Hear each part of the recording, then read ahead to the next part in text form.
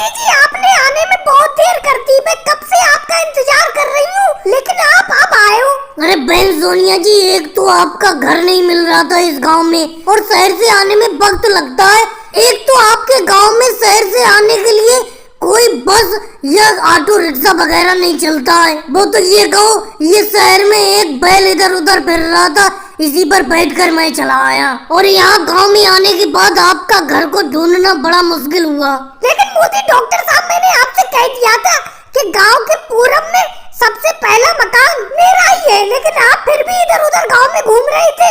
एक तो मुझे इस बैल से डर बहुत लग रहा है। इस बैल को अलग खड़ा करो, इसके सींग बहुत बड़े बड़े हैं, कहीं ये बैल मारने ना लगे। अरे बहन सोनिया जी, आप भी अजीब बात करती हो। ये जानवर है, जानवर को जितना ज्यादा प्यार करोगे वो भी अपनों को उतना ही प्यार करेंगे।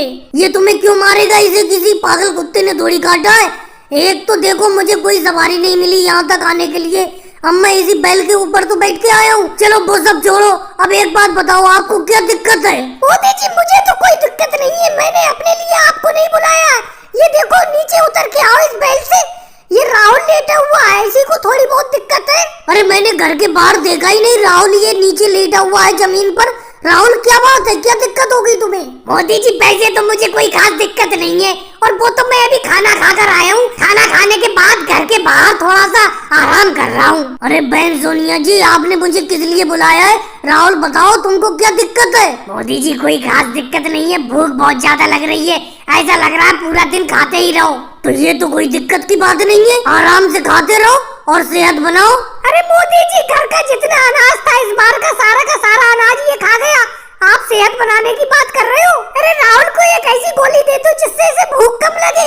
ये इतना खाना खा रहा है कि सारा का सारा घर का राशन खा गया। मम्मी जी, आपको मेरे खाने से बहुत दिक्कत रहती है। अगर मैं ज्यादा खाता हूँ तो क्या हो गया?